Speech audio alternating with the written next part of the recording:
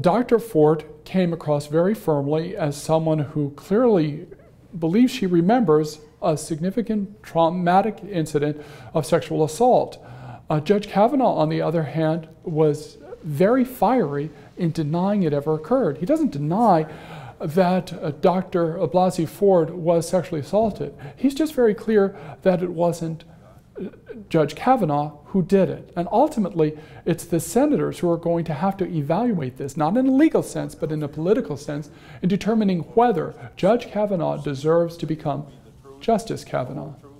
Okay, so for this hearing, there is a special counsel that has been brought in. How effective do you think Rachel Mitchell has been serving as an outside counsel for the Republican-led committee? I think Ms. Miller is an effective questioner. The problem was with the format. It was very disjointed. The idea of having her question for 5 minutes and then going over to the Democrats to talk in a very different way to Dr. Blasey Ford didn't really work, because the prosecutor couldn't develop a narrative and couldn't follow up in a seamless kind of way that you want to do when you have a witness on the stand.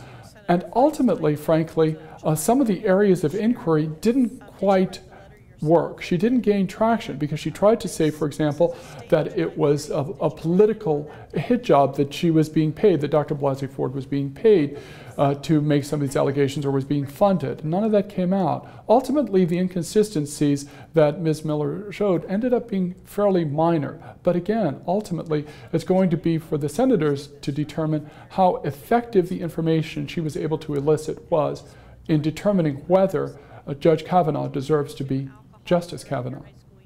So this is not the first time a Supreme Court nominee has been accused of sexual misconduct. Can you talk to me about today's hearing and how it might differ from the 1991 testimony of Anita Hill? And 27 years later, what are the similarities?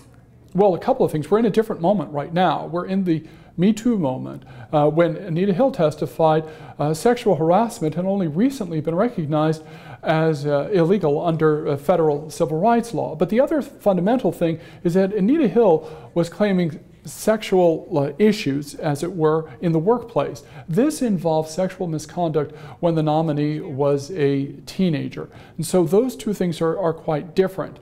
You're also talking about conduct, if Dr. Blasey Ford is to be believed, that is a crime. Justice Thomas was never accused of criminal misconduct. Some of the things that Anita Hill said that he had said were troubling, but they did not rise to the level of sexual assault, and that makes a difference. Clearly, the testimony, if Dr.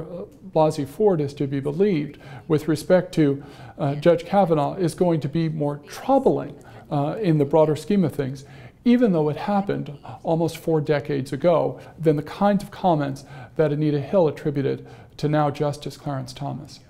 So that brings me to what could potentially be the impact of Dr. Ford's testimony on this confirmation process? The impact of Dr. Blasey Ford's testimony is going to depend on the context in which it is placed by Judge Kavanaugh's testimony. Understand, ultimately, when you are evaluating credibility, you are evaluating the credibility of 2 competing stories. So whether Dr. Blasey Ford's testimony has any kind of durable impact on either the vote or on history will depend ultimately on whether Judge Kavanaugh's denials are believed by the senators who ultimately were going to have to make the decision as to whether he deserves this promotion to the Supreme Court of the United States. San Diego attorney and legal analyst Dan Eaton, thank you so much for your time. Thank you very much, Ebony.